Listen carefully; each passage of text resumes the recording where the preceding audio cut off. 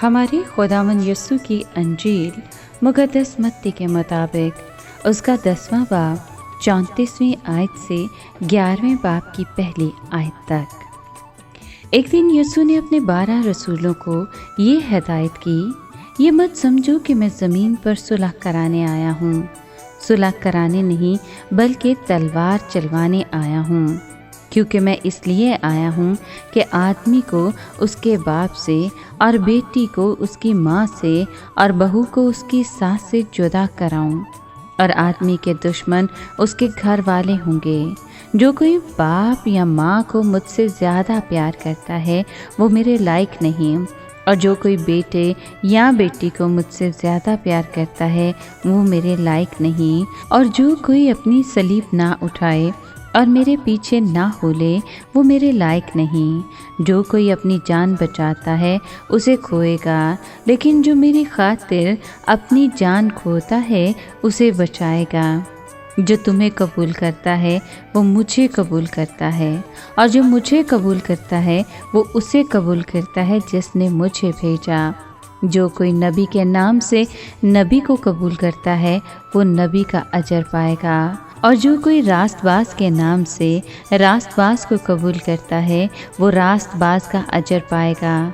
और जो शागिर्द के नाम से इन छोटों में से किसी को सिर्फ एक प्याला ठंडा पानी ही पिलाए, मैं तुमसे सच कहता हूँ कि वो अपना अजर हरगिज़ न खोएगा। जब यीशु अपने 12 शागिर्दों को हिदायत कर चुका तो वहाँ से रवाना हुआ ताकि उनके शहरों में तालीम दे और मुनादी करे। पाक कलाम के पढ़े और सुने जाने पर खुदावंद की बरकत हो, खुदा का शुक्र हो। अजीज़ दोस्तों, यीशु मसीह ने कहा कि ये ना सोचें कि मैं ज़मीन पर अमन लाने आया हूँ।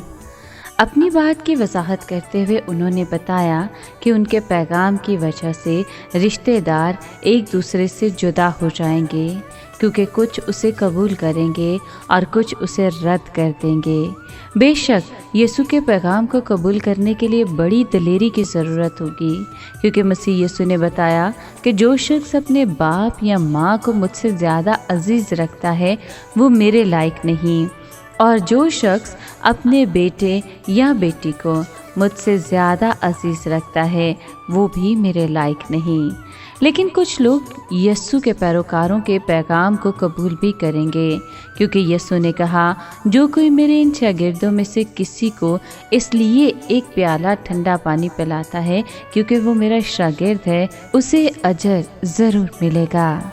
इस तरबियत और हौसला अफजाई के बाद रसूल रवाना हो गए और उन्होंने उस इलाके में गांव-गांव खुशखबरी सुनाई और हर जगह लोगों की बीमारियां ठीक कीं।